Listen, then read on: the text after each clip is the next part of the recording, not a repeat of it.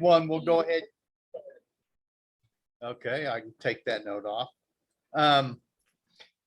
Online, we have Dan Noonan, Ron McLennan.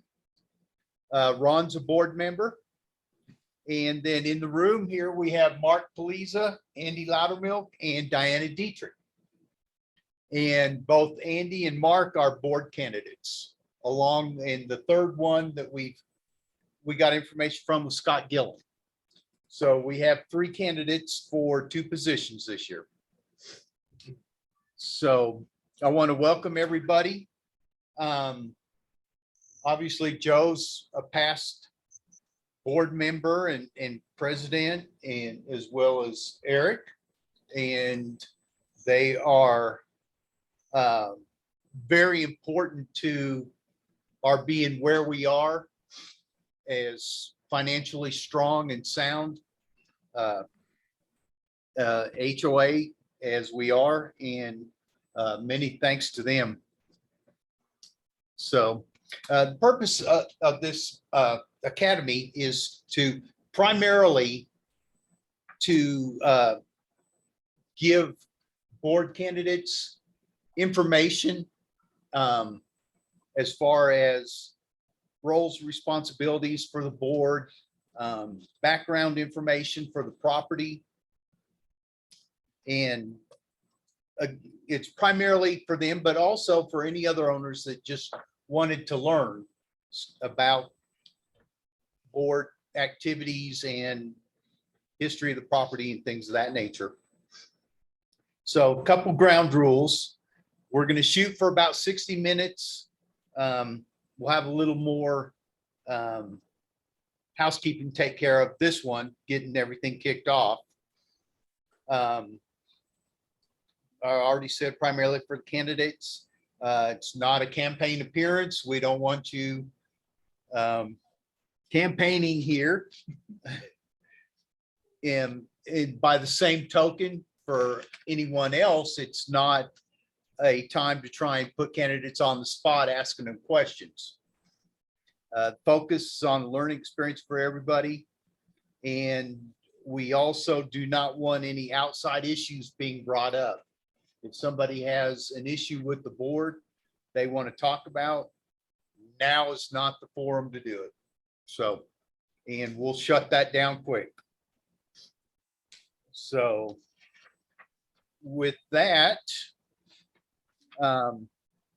after this first unit, basically what we hope that everyone can do is summarize the history of the property, its development over time, describe the board election process and responsibility of board officers, describe the relationship of a board member to TACO as a corporate entity under the laws of the state of Colorado, and explain the importance of external and internal board relations. Did you guys get the email from John that had additional reading materials? Okay, I will send that. Yeah, I will send that to you guys. And I'll also send it to Gary. Gary, you can forward it to Diana. Sure. It's really some good information. I was surprised. You know, some of it's our documents, but there's some outside stuff that is really good information. I have some of it here that I want to present to you guys tonight. So moving into the academy, also when we're done at the end for everybody, we would like feedback, you know, what you liked, what you didn't like, suggestions for improvement. There'll be no hurt feelings, you know, because we want to do this for the ownership. And if it's, you know, if it's a good, useful tool, we'd like to know that. If you think it was a waste of time, please let us know that too. You know, because like I said, we're trying to do something for people, and, you know, for most of us, and with me now, after having read John's additional pre-course stuff, you know, I know quite a bit more than what I did, and it's good information. But we have 4 units. I can, why don't you describe a little bit who John is? Okay, since I'm we sorry. skipped I'm by that sorry. one. I was gonna mention that. Yeah. Okay, John Niebling, our board secretary. John, in his work career, eventually served as a university president. And so he developed this course along with the help of Eric, Joe, and Jerry Q2. And these gentlemen have put together some great information, you know, stuff that I didn't know. I've been here 10 years, and there was a lot of stuff in reading through it that I learned. I know as candidates, Mark's been here about 2 years and Andy just about 1. No, about 2. Okay, 2. Okay. Yeah, Mark's got a little more tenure than that. Oh, okay, okay, okay, okay, okay. Well, good. You guys have more experience than what I thought. So that's a good thing. So after tonight, John will pretty much head up the academy, the course, and it'll be probably much smoother as he's a skilled educator. So you have to kind of bear with me here. But I'll try not to make it boring, try not to read a lot. So anyway, Unit 1 is serving on the board. Unit 2, Taco documents, Colorado law. Unit 3, board functions. And Unit 4, Taco contracts and agreements. And we get into a lot of our relationship with Glacier in that last section also. So as an introduction, you know, a lot of people have interest in serving on the board because they want to try and make things better, and they feel like they can contribute. And, you know, we welcome that. A lot of what happens though is once you get in, you see there's a little more to it than just coming to a couple meetings and stuff like that. So, you know, it requires familiarizing yourself with documents, govern Taco, various functions of the boards, contracts, and what Taco owners expect and depend on the board for.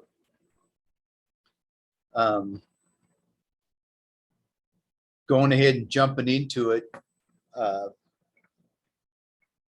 the property was originally developed by a couple of brothers, Stan and Brent Wadsworth. They formed a company called Gulf Coast Resorts. And what they did is Stan developed Tamaron, and his brother Brent developed a community called Inverness in Innisbrook. Innisbrook. I'm sorry. Innisbrook. Thank you. Tarpon Springs, Florida. Yeah, in Florida. And, you know, they became sister resorts, and they were originally set up where everything was totally a rental. It was basically a, what am I looking for? Not necessarily a resort, but like a conference destination. You know, they held a lot of conferences, corporate outings, things like that. That was what their goal was. So when you purchased here originally, you could only stay in your unit 30 days out of the year. 30. The rest of it was rented out. And I'd heard in the past that here in the lodge, they stay occupied about 90% of the time, 85 to 90. And in the outlying clusters, they were occupied about 80% of the time. So for people as an investment, it was a good deal. You know, if it was a situation where you wanted to come here to play golf like a lot of us do now, this wasn't it. So, Although they did base it upon having the recreational facilities available, golf, skiing, horseback riding, ice skate, I mean, yeah, a whole slew of different things. You know, Yeah. so that conferences could be held with business plus recreation. Yeah. That was the model. But The- that's distinct and different from today. When you bought a condo here, you also bought a golf membership. You had no choice and you That's right. immediately became a member of the club and you immediately paid monthly dues. Yep. Or quarterly dues actually was when you paid it, but one of the changes that's happened over the years. As far as the community here, we're about 1.5 miles from south to north, average being around 7,800 feet. I know at the highest point in High Point, we're just under just over 7,900. And I believe at the far south end of Gamble Oak, it's about 7,600. I checked it one time in my vehicle and said there was about a 300-foot difference. So- And it's I live on the far end of High Point, and walking down and back is 3 miles. And it's much tougher when you start up there because you're uphill all the way finishing up. Then if you want to also tack in walking down to the gate at Glacier and back, add that on too, that's another mile. So it's a 4-mile trek. I used to do that. There's approximately 381 individually owned units. 140 in the lodge, 73 in Pine Cone, 99 in Gamble Oak, and 69 in High Point. What Tameron owns are the buildings and the land that they sit on. Glacier owns all the rest of the property, all the roads, everything. Glacier owns all that. When the total property is about 600 acres yeah between us and Glacier. Yeah. We only have 24. and Mark is on the landscape committee, and Mark and Dan and I and another owner, Rich Wills from the landscape committee, we went and looked at some fire mitigation work that Glacier's done.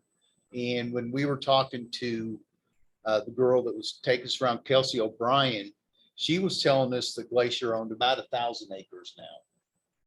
Yeah, well, they've added. So yes, They added property since, yeah, you're right. Yeah. They added property since the deal was originally done back in 2002.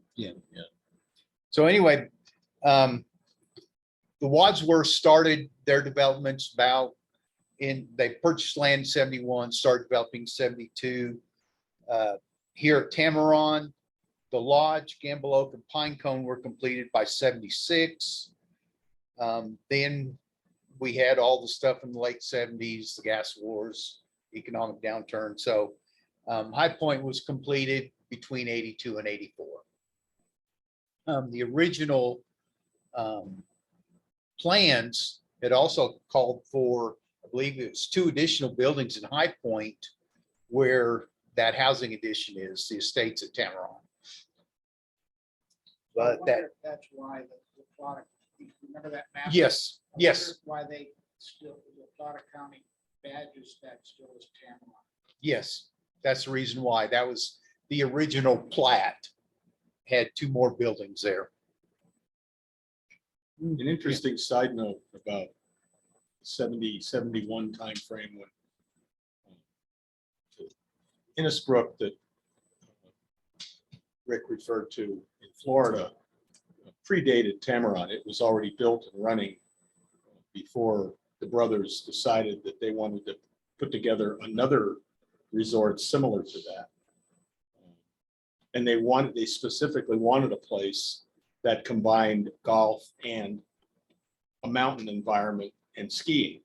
They, I didn't mean to stop you, Joe. I was gonna have Rick read that. so when the brothers decided to expand beyond Innisbrook, they made a trip out here. And this was in 70, 71 timeframe. I don't know, I could never nail down the exact date, the exact year timeframe, whatever it was. Must have been in the summer. And they were driving up and down Highway 550 and they saw a real estate sign, said acreage for sale right here. And so they stopped, looked at the property, they got in touch with the realtor. And before they left town, they got a $50,000 loan from one of the local banks and they bought the property. That's how it all got started. And in 74 was when the HOA, Tamarack Association Condominium Owners, was incorporated. There was a question about the golf course, parking lots, all that. Yes, Ian, when the Carltons came in, which I really hadn't got that far yet, but when the Carltons came in and purchased in 2002, they got everything other than what we have now. And what used to be the south end of this building, which included a restaurant, the pool and fitness area, All the conference rooms. and all the conference rooms, Big lobby. the big The lobby. big Yeah. lobby, They're, the phone switch. you know, a lot of these guys and Dan, Bar, the patio. the- yeah, The know more San Juan. than what I did, but from what I had seen, you know, this used to really be a high quality facility. If you look at Avalanche, if you've ever watched that, it's one of the worst movies you'll ever watch, but you get to see what the property used to be. And that stuff down there, there used to be a road that came around back that looked to me like they were like celebrity suites, and there used to be an indoor putting green, just a lot of stuff. Skiing, golf, there used to be 2 restaurants, a deli, a gift shop, boutique. There was the golf shop at the north end of the building. Purgatory, you know, I didn't know until, Actually, the golf shop is where, oh, you mean, yeah, the golf shop. Yeah. yeah. The And, golf, the golf. Yeah, shop. You're right, yeah. right, sorry. and where maintenance is now used to be a ski shop that Purgatory operated on Right. property. That's where I was going. Yeah. So, and then down off of 15, if you go where the fairway just starts to come back this way, if you hang a left, that's where the old livery stables used to be, and snow skiing, and they used to have sleigh rides also down there. And then in the movie, as you've seen, there was ice skating on the pond out there by number 1 and on the pond back here. And again, if you've seen the movie, you know, and being here, you know, what was in the movie could never physically happen. So, but that's Hollywood. So anyway, you know, this operated as basically a convention type destination. And then towards the end of the 90s, it started dropping off. And so golf hosts started trying to do some other things. And then they partnered with Hilton, and then later Sheraton Starwood. And neither of those worked out like they wanted to. And so then subsequently in 2002, Rick Carlton came in and his wife, and they bought the property like we discussed, you know, with the intentions of in 5 years, developing another 18 holes of golf, selling all the lots back there. And they get their money out, turn the course over to the members. Well, that never happened until recently. Now the real estate, with what happened in these past 2-3 years, real estate's taken off. They're going gangbusters back there, which you can see behind us.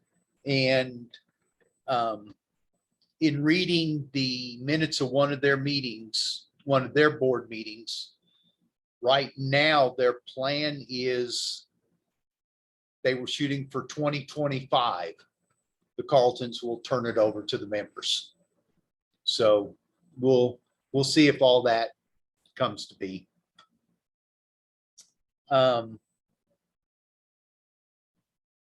We're a very strong and thriving HOA. Market value of our condominiums. That's gone up since I wrote that. Yeah. It's more closer to 500 a square foot now. Yeah.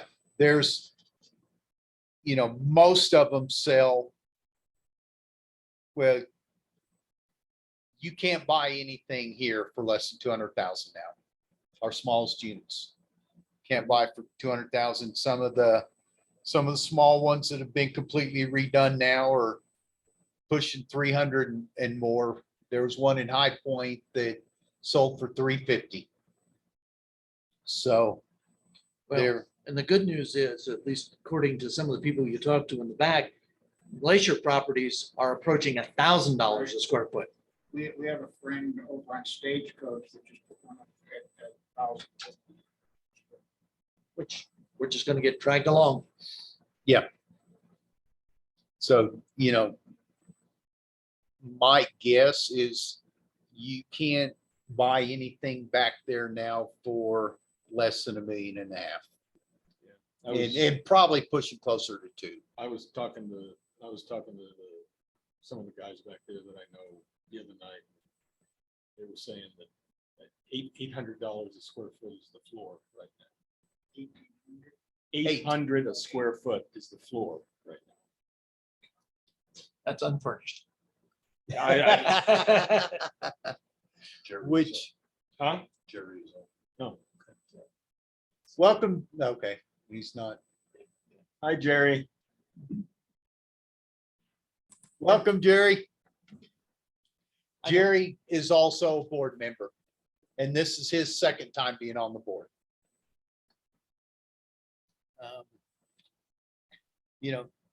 Right now is Like I say, I don't know if this fits in or not. We're talking about property, but the question was asked about the parking lots and whatever. I think it's always important to remember, as a condominium association, every square foot is equally owned by the fractional interest of our ownership. So if you own one unit, you own 1/385th Yeah. of that square foot. So Yeah. we're all neighbors. We all own the same thing.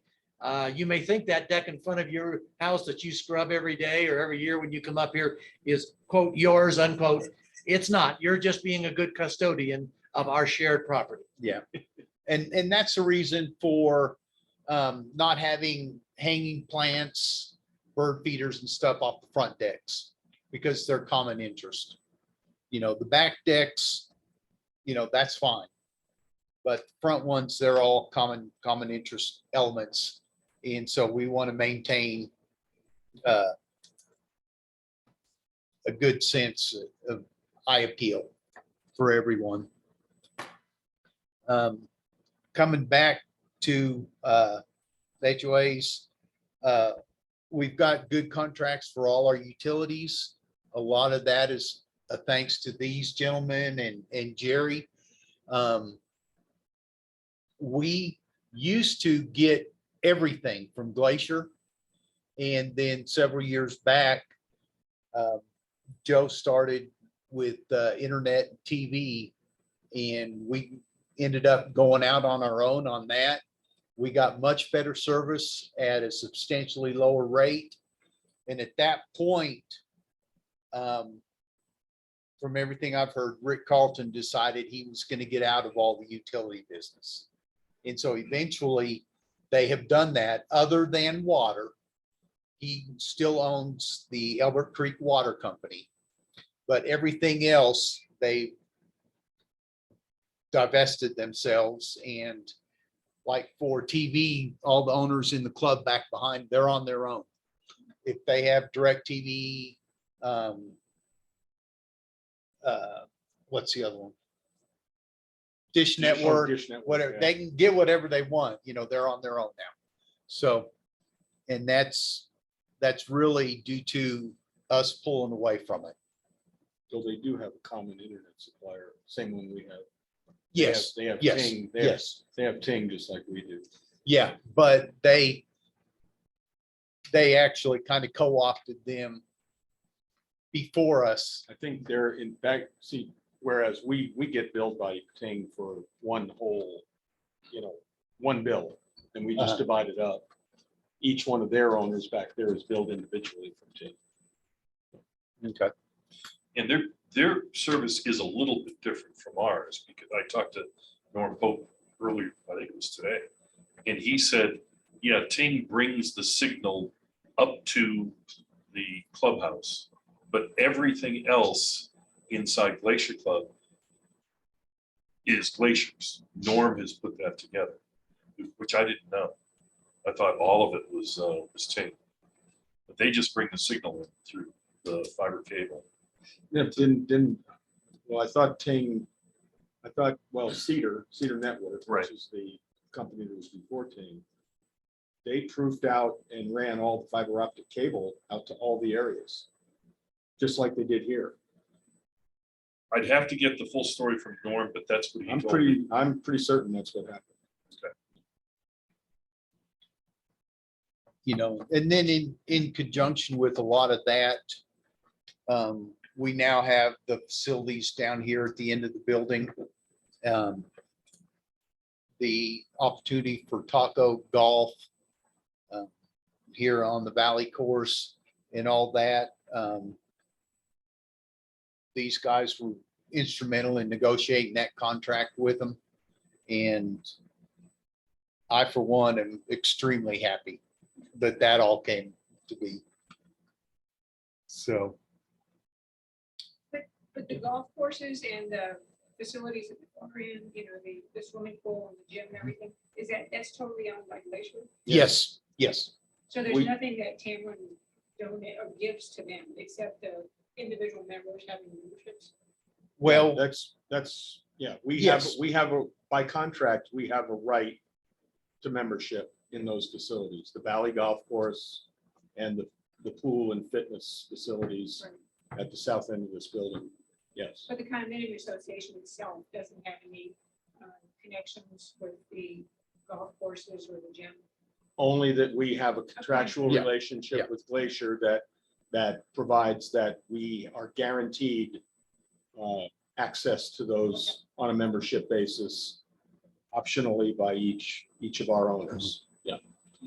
and then a little bit beyond that, anyone that rents their unit, we require them to have at least a social membership so that their renters have access to that. And we pay them a resort fee, a nightly resort fee, so that renters, guests can access the facilities. Those resort fees are charged to the renters, and then we transfer the money to Glacier. So, okay, moving in a little more closely to boards. Any other questions? Any other questions? Anybody? Yeah, any other questions? On the history and development of the Yeah. property. So if we have a guest, they could use the facilities. They pay for it. Well, Is that right? if you have a rental guest, Right. the rental guest pays a resort fee and gets to use the facilities. What about Your own guest, like family, you have to pay per day use rates for them. And then that goes to Glacier? Yes. We make nothing off that. All we do is pass through the money. That's all. Is it still the same? It was $10 a day It is. per person. I'm pretty sure last time I bought. Oh, the use fee, the guest use fees? Yeah, I don't know. They're, Yeah, It's they're, $10 when he was. are they listed on the website? Yes, Yeah. it's 30 for regular guest rental fees. Yes. It's $30 a night, of which like $27.50 goes to Glacier. Yeah. Taco keeps $2.50 out of that To But- fund the front desk. to help fund the front desk. And there's administrative tasks and duties that go along with maintaining all of that. And then it's $10 a day for your family. For personal guests. Right, for personal guests. Yeah. The theory, the logic behind that is you pay a membership fee for yourself. That allows your rental guests to then pay their fees to Glacier, right? But you're paying a membership fee for you and your immediate family. If you have, other family members, it's basically you and one other person, so it's you and them. Yeah, right? yeah. Then if your son comes and visits and he wants to use it, then you pay an incremental fee on top of that. But they are allowed access. Yeah, You know, right. up until, well, was it this year? Oh, I'm sorry. Yeah, up until this year, people could come off the street and play golf at, I think at the time, a rate of $220. They discontinued that So there's no more- sometime last year. Yeah, no. there's no more. Members only. Members only. It's, Members it's and com- guests. yeah, Members and completely guests. private club now. Yeah. And the people back there want to keep it as exclusive as they can. So, Well, I think there's also reciprocity. If your Yeah. pro calls here and wants to get you on the course, yes, through reciprocity, you can get on one time, I believe. There's, One round. there's always exceptions to the rule. Yeah, but I mean, but that's a standard one all across the country. Country clubs do Yeah. that all the time. Yeah. In all kinds of locations. Nothing unusual about that or unique. in, I know we do have a reciprocal agreement with Dalton, where if you'll go to one of the pros and ask them to call down to Dalton and set up a tee time, you can go play there at their guest rate, which off season is about 56. During in season is, I think, is 85, something like that. And we also do the same for them, but they pay our rate, which is 160. So. Okay, moving into the board. Here at Taco, we're governed by a board of 7 people. We hold elections once a year. They are staggered, similar to Congress. They break it up in 3 groups. We're basically the same. 2 year, we have 2 people, 1 year we have 3. So as we can develop some continuity and not have just complete changeover at one time and lose all that knowledge. So. I think it might be useful to point out that what we're going to share here is all in our DCCRs. These are documents that are filed with the state. These were voted on by owners multiple times over the years. The board doesn't write these rules. The board doesn't approve these rules. When we say we have 7 board members, that's because the ownership, not the board members, but the ownership many years ago decided that that was the right thing to do. And owners in multiple times since then haven't had an opportunity to say, gee, we want 9 or we want 5. They've chosen not to change that number. But again, sometimes I think people think the board has an awful lot of authority. Most of what the board does is laid out in this document that's available to all of us on the website, and it's filed with the state. It's a legal document. It's binding on every board member. And our DCCRs, declarations, Covenants, codes and restrictions. yes. They are there's a little bit of room in there to individualize them. But basically, it's set out by Kiowa law, the Colorado Common Interest Ownership Act. Basically sets out what you have to have in there. And we actually were formed before that act was passed, so we're grandfathered in. But we have tried to conform all our documents to meet all Kiowa criteria. Actually, in a previous, in an iteration of the declarations that was voted on by the owners, I want to say in 2006, 7, somewhere in that neighborhood, we. 2006. What was that? I believe it was 2006, Joe. Yeah. We actually opted into compliance, full compliance with Kiowa. Okay. Yeah. Yeah, that was just one of the notes John had sent me, is that Yeah. we're grandfathered in, so there might be some differences, but We could have been totally yeah. grandfathered in to whatever we had in place prior to that. And there are HOAs that are in that position currently. However, we looked at it and in consult with our attorney, we decided that it was in our best interests. Because we're such a large association, we had a lot of members, and, responding to the needs and the wants of the members as they were buying in, we decided to opt into full compliance with Kiowa. Yeah, Kiowa was passed in 1994. So to be in grandfathered almost 30 years later is a really dangerous position, I think, Yeah, for yeah. this association to be in. That's the reason all It these sets, changes were you made. out there on an island with, Yeah. with different rules than what everybody else has.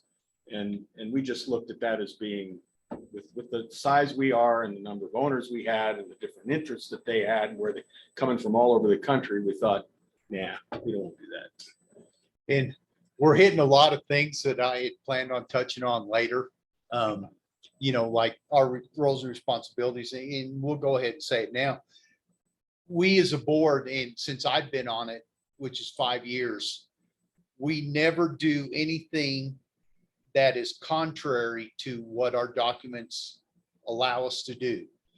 If we have something that we're not sure about, we think might be a gray area or anything like that, we always consult with our attorney before we take any action, before we actually even bring it to the ownership. We want to make sure that we're in total compliance.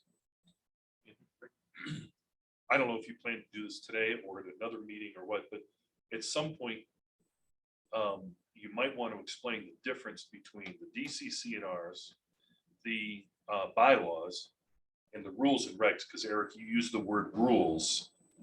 And people may get those three things confused as to how each of them is established. For instance, the rules and regs, the board can just vote on that. It doesn't require a vote of the ownership.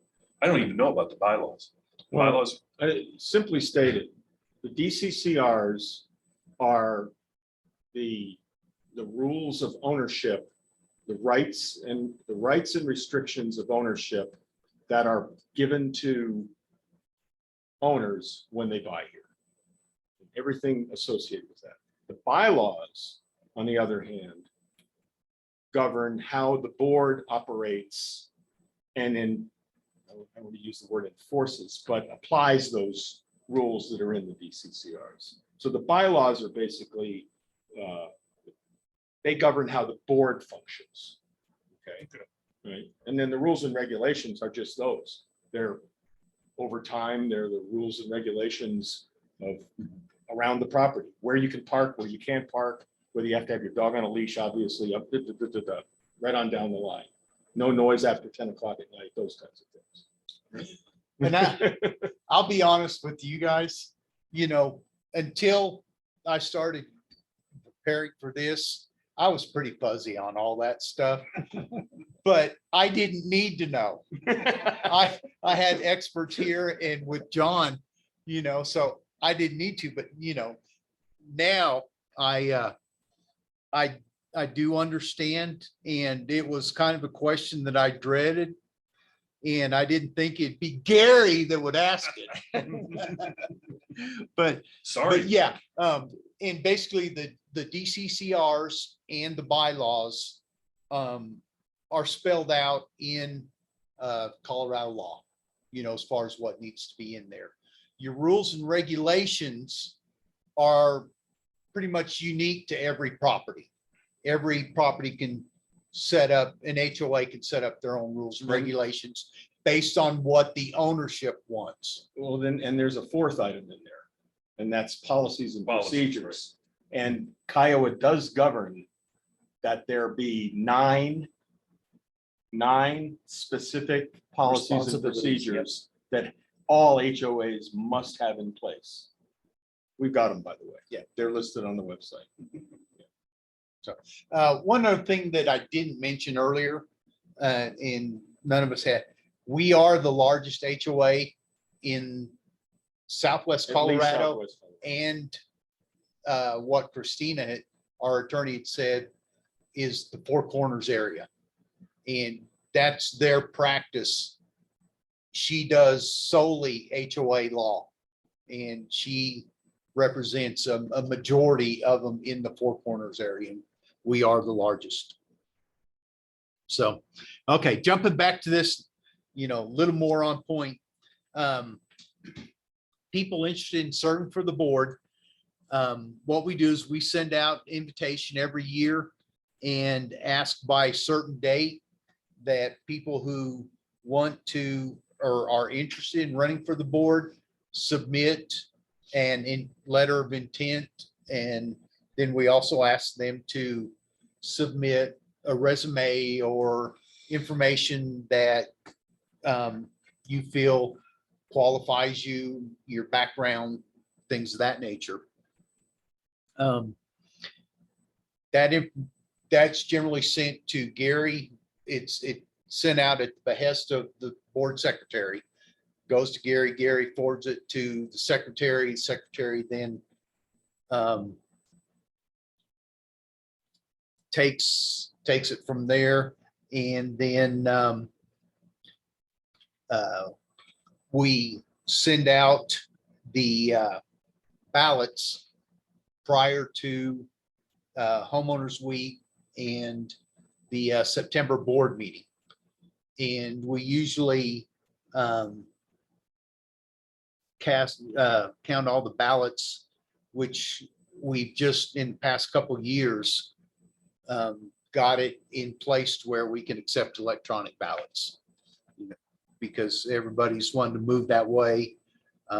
We will still, for anyone that requests, send out a paper ballot. You know, we know that there are older people who are not comfortable with technology.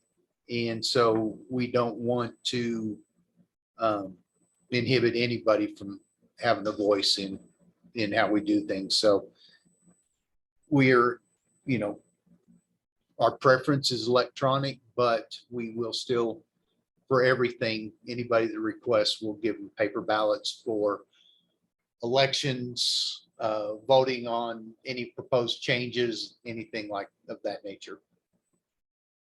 So you can turn in ballots up until the day before the homeowners meeting, Day of. the day of.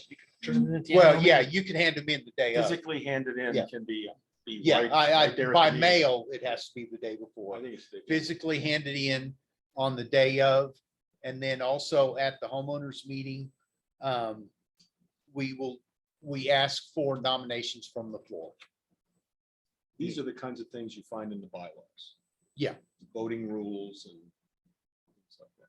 Yeah, everything is spelled out there completely.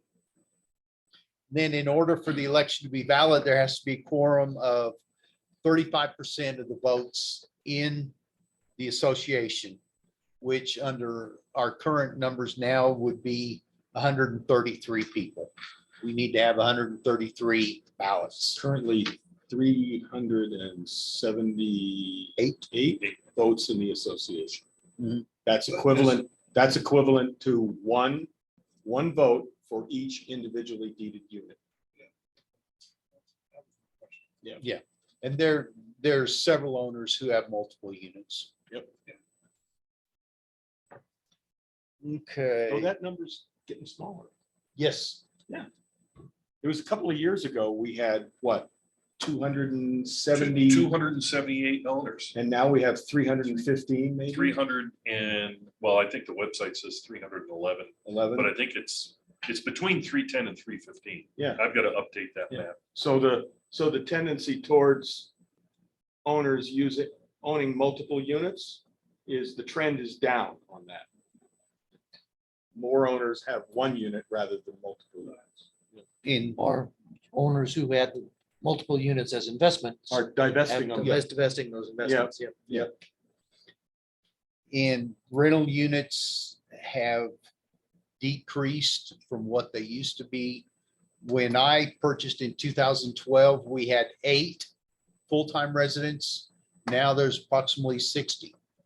I think so, 60 units, 60 units. 60 owner occupied units, about a dozen long-term renter. In terms of people, it's around 110 to 115 full-time residents. So the trend there is more towards full-time residents Yes. and second homes. Yes. Yes. Mhm. Versus investment for rental.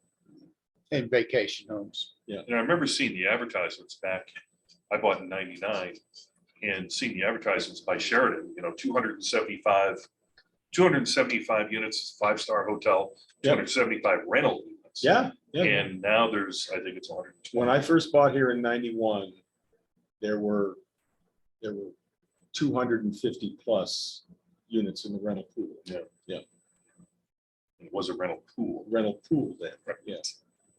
That's another story. So going back to the election, the ballots are then, they're all collated and counted by paper ballots. And then also the electronic ballots are counted by an independent accounting firm. We hire someone to do that so that there is no influence by anyone at Cameron. And that person counts them and then reports the results of the election. Okay. Trying to think, talking a little bit more about Owners Week. That's Can I just add one more point there? sure. I think as an individual and I think as a board, we have historically encouraged every owner to take the opportunity to vote. This is your association. We do occasionally have someone who chooses to delegate that through a proxy. But you still have to sign your vote. Somebody else can have your proxy for the rest of it, but you really cannot assign your proxy. And absolutely, we did have one unfortunate instance where somebody was going door to door soliciting proxies for themselves as a candidate several years ago. Highly discouraged.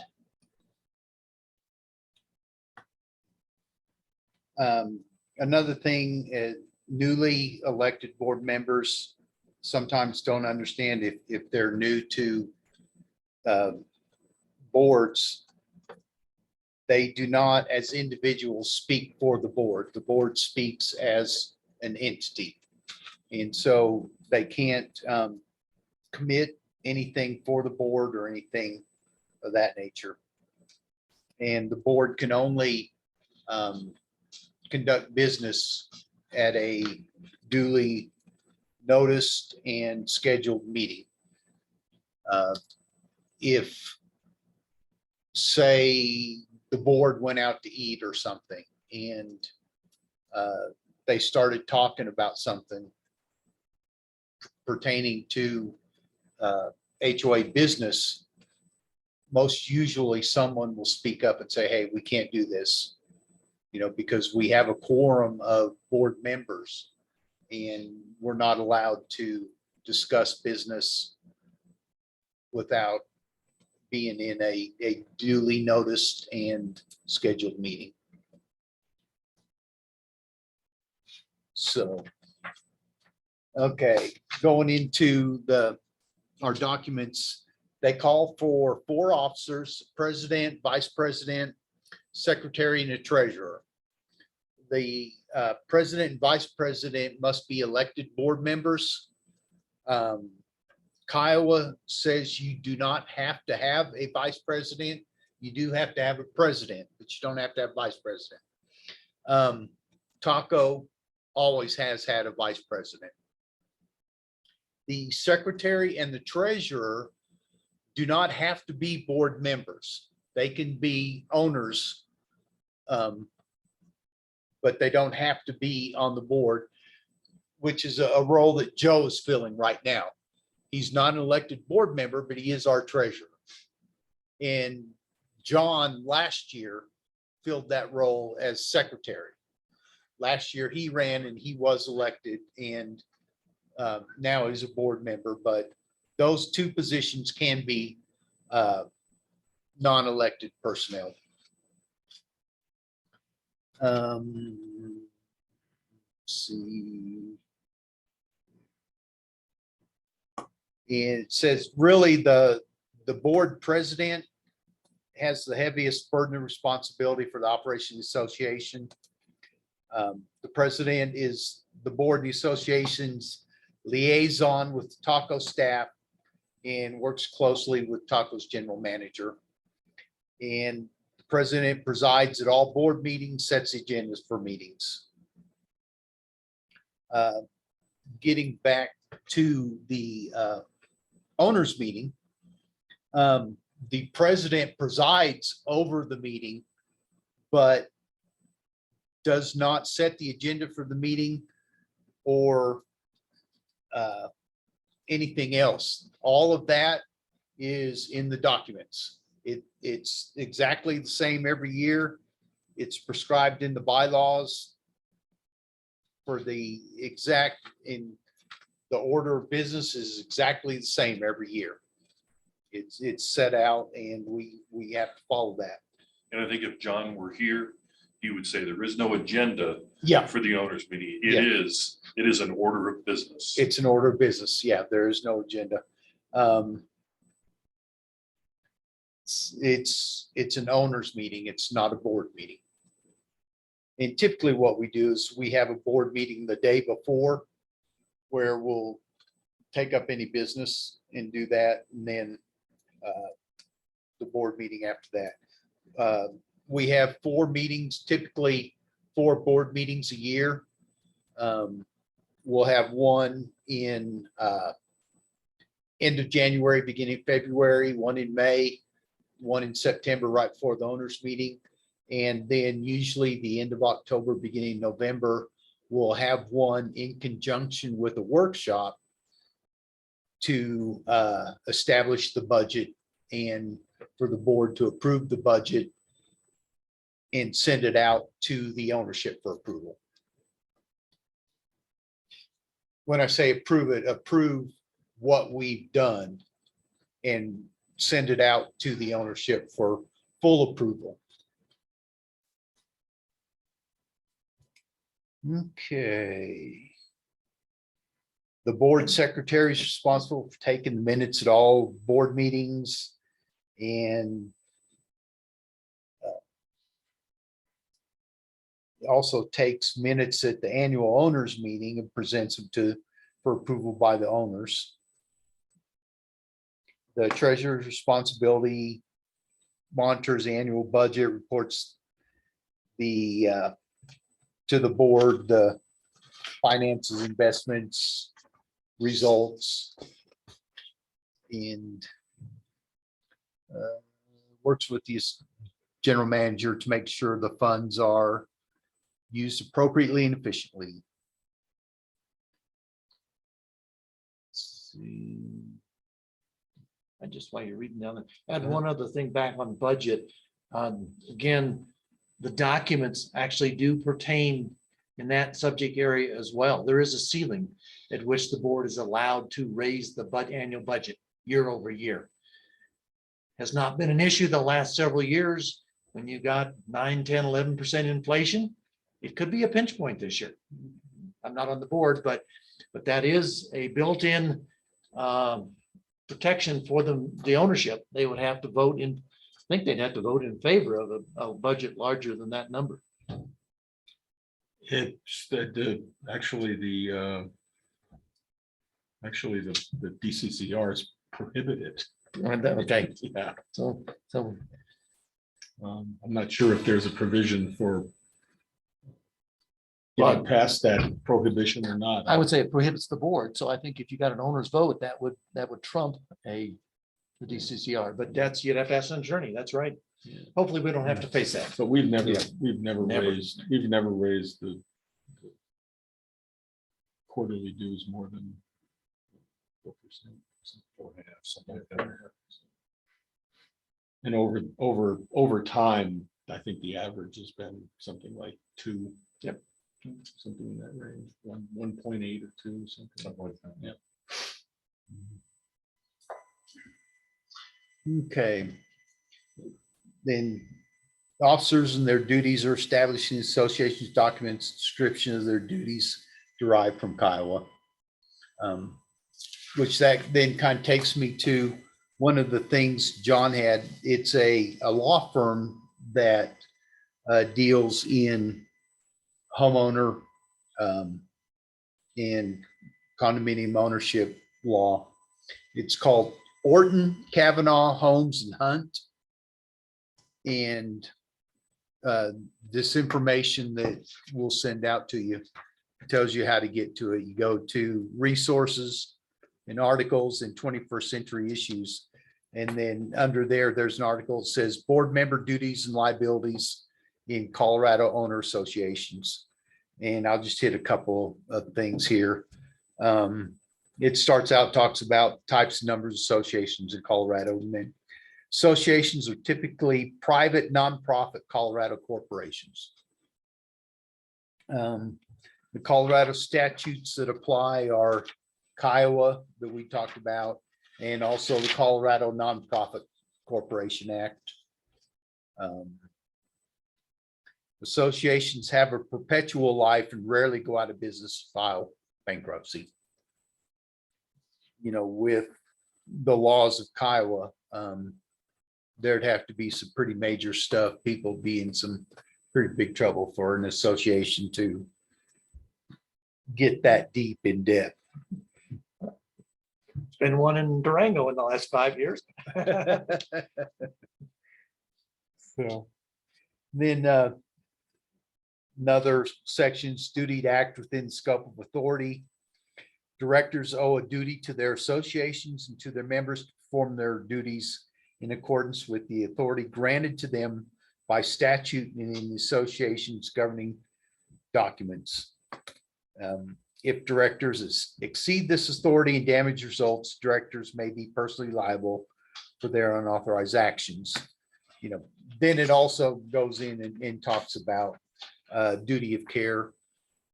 As long as you're acting in the best interest of the association, courts will generally hold that you're not liable for anything. We do have a director's insurance policy in case someone should challenge something and sue the board. We do have an insurance policy. Errors and emissions policy. Yeah. And like I said, it says courts take this duty seriously, often using expressions such as utmost good faith, placing the burden on the director to demonstrate the fairness of any transaction. And like I said, the courts generally hold that unless there's obvious misconduct, they're going to give boards the benefit of the doubt. So duty of undivided loyalty. You have a loyalty to act in the best interest of the association, and you are prohibited from doing anything that would be of personal benefit. duty of confidentiality. Directors should not, in the regular course of business, disclose information about the association's activities unless it is already known by the members or as part of the association's records. And then duty to avoid improper conflicts of interest. You know, and this article goes through and explains all this stuff, and Is it's, that one of the reading materials that John yeah, suggested? Yeah. and biggest thing as far as conflict of interest, if you suspect that there could be a conflict of interest, the thing to do is disclose it to the rest of the board immediately. And then the rest of the board can decide, you know, whether it truly is a conflict. If they think there might be a gray area, then the person who has the interest can abstain from voting or may want to leave the room during that vote. And then it would be the responsibility of secretary to note in the minutes that this person has either abstained from the vote or that person left the room, you know, to make sure that everything's, you know, on the up and up and as it should be.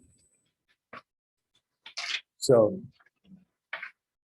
again, that's some good information. Then the really last part of it is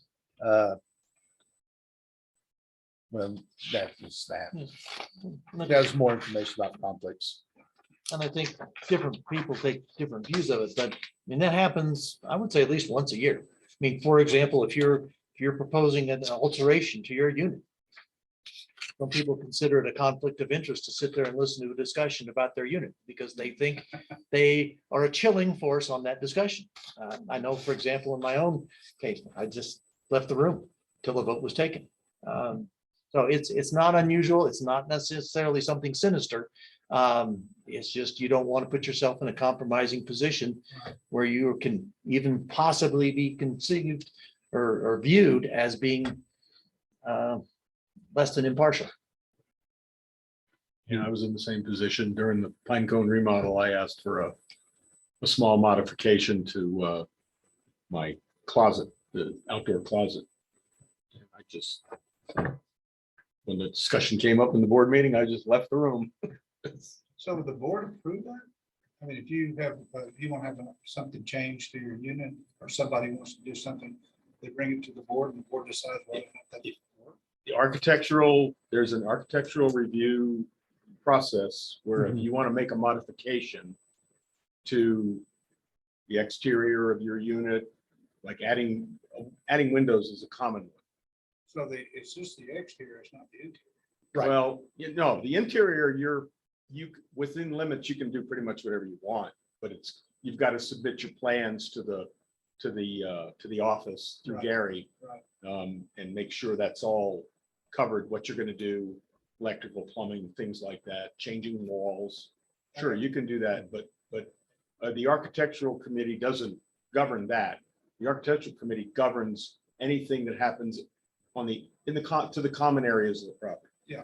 And you can bring any change you desire to the board, and the board will consider it and vote on it, And if the board approves it, then it's a done deal. pretty much. Yeah, we do. Right now,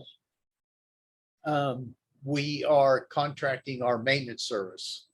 And the company that does it does do some work here on property remodeling and stuff like that. So to avoid a conflict of interest, our retired maintenance manager, Dave Dunn, we've contracted with him to oversee remodels. So nobody can say that, you know, we've got one contractor overseeing another. Or We don't- other contractors, so, We don't have the fox watching the hen house. yeah, exactly. You know, it's, there again, it's just us trying to avoid any appearance of favoritism, impropriety, you know, like that. I would just add one thing to the architecture review committee. The only thing on the inside that really is governed by that is if you're gonna make a structural change, any structural change will, Yeah. will have to get Like a approved. weight bearing wall. or A something weight like that. bearing wall, something like that. Right. That I think is the only thing. Well, and Interior. the other thing would be to make sure you're not doing something to the plumbing or electricity that would affect other owners in the building. Well, yeah, I Or think- you're not encroaching, which has happened. Yeah. Or you're not encroaching on common elements that are beyond your walls. so that, yeah, that's the key point, is that you think that's a wall, but really the coat of paint is yours. Right. Everything behind the coat of paint is ours, Yeah. including yours. So then really the last two things John had on here are some expectations of the board's responsibilities. You may come to a decision where there's a very divisive issue. And, sometimes we have to toe the line on some things.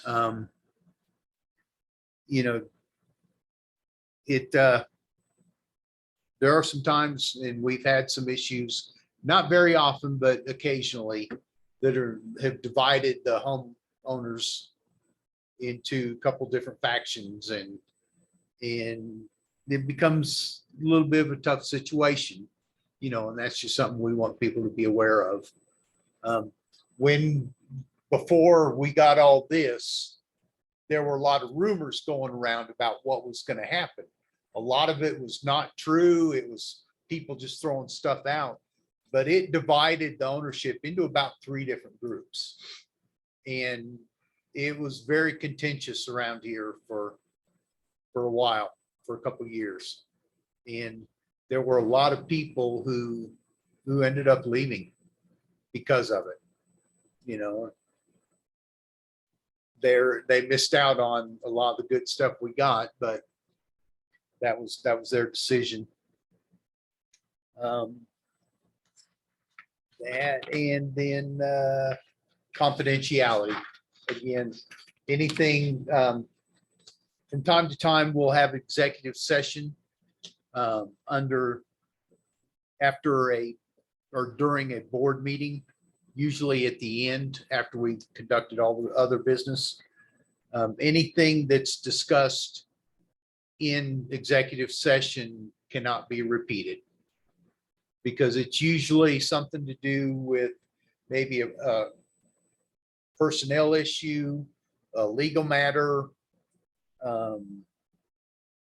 Delinquency on the part of the Yeah. owner's account, Yeah, there's 6 different things. or an ongoing contractual negotiation. Yeah. Yeah. Things like that.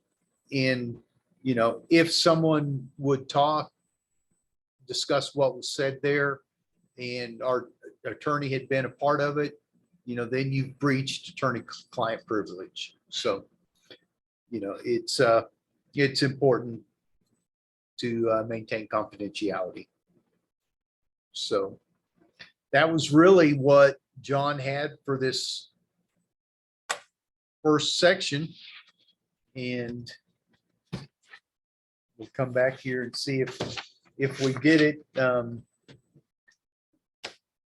Summarize the history of the property development over time. You guys, yes. In the bylaws, it indicates that the board may establish criteria for For what? director candidates.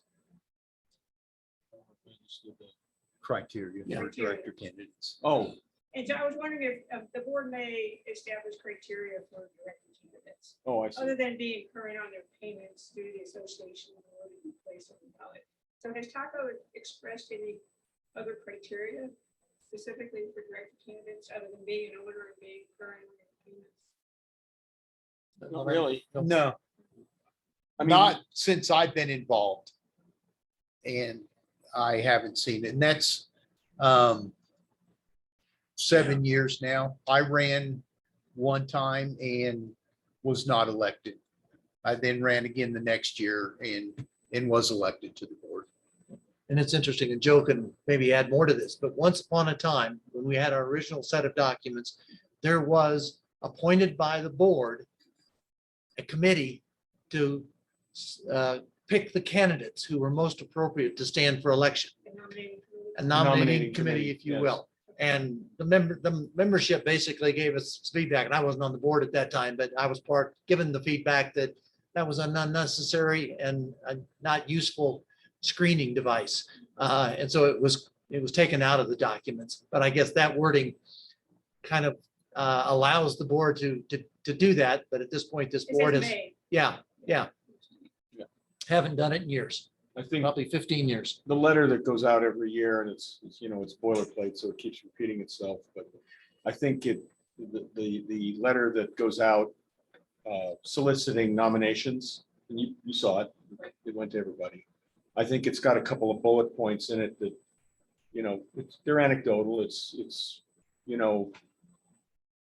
people who are suitable for the board or suitable for, might be considered, people who have board experience on, in another life, or, may have served on, one we like to use is may have served on a committee, as to get some experience on how the HOA functions, but none of these are required.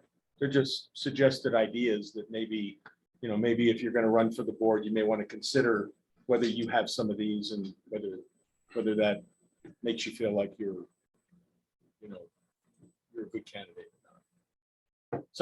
Things you could do to help boost your candidacy, if you will. One thing we used to always do too is have like a forum for owners to ask the candidates questions. And it used to be, we have the owners meeting on Friday, we'd have board meeting on Thursday, on that Wednesday. And we did it similar to that up until or through last year. After last year, we got a lot of feedback saying, by that point, a majority of people have already voted. And so it really doesn't serve a purpose. So what we have talked about doing is this year, having something sometime in the month of July. And it's an opportunity for people to ask questions. And one thing that happened last year, some of the stuff got a little personal, and we want to avoid that. And we will do our best to make sure that doesn't happen. If somebody does get out of line, in our opinion, we'll shut that down. So is that gonna happen? Yes, And Yes. then it would be more timely if it's in July, because traditionally the ballots, the official notice, I mean, Gary's already put out, it's up on the website, all the information, the candidate resumes, the dates, all that's on the website now. But the official notification, according to Kiowa, here again, complying with Kiowa, has to be done by regular US mail. So the notice of the meeting, the schedule of events, who's running for the board, the ballots, return envelopes, all that goes out the first week of August. So something like that last week. So well, I don't know. I don't know it'll, what dates yeah, you guys are either looking at. the third or fourth week of July. Yeah, we'll give you guys notice. So It before won't- anybody has a yeah. chance to vote. Yeah, yeah. And it's just an opportunity for people to ask, basically your opinion on things, what you feel like may be your strengths, your weaknesses, things like that. And again, we want to keep it away from anybody getting personal about anything. It's a good deal for me on the agenda. I'll make sure I'm here when it happens. Well, Yeah, and yeah. again, we got Zoom, so it'll Yeah, probably be on yeah. Zoom. I have. Yeah. And, we'll contact you guys and give you guys the opportunity and work around your schedules. So, It won't be and it's not a requirement. If you don't want to do it, you don't have to do it. No, no, it's a good deal. But it's just an opportunity to get your face out in front of people. It's so they can put a name with a face. Sure. So, That's a good idea. any other questions? Any questions from anybody online?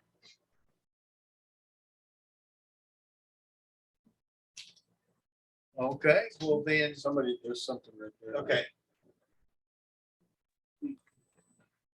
Hey, Rick, this is Dan. Just one quick comment about units being remodeled.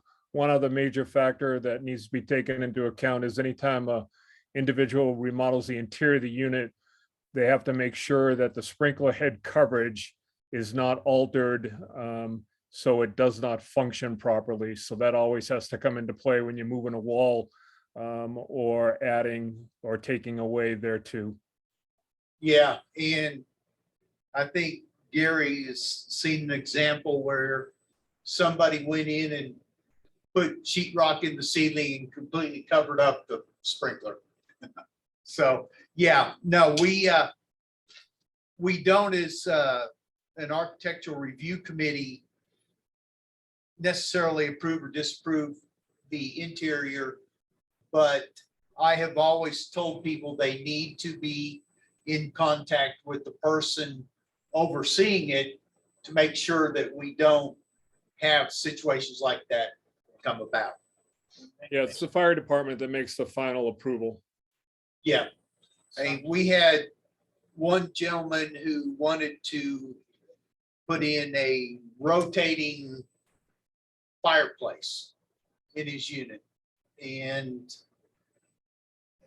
me in particular, I never saw how that was really going to be a good thing.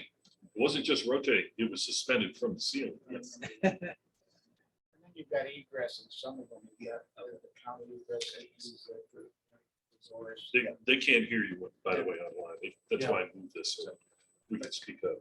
Okay, so anything else about board elections, board membership, history of the property? If you guys do come up with any other questions, think of something else, next session, it'll be again here next Thursday, 6:30.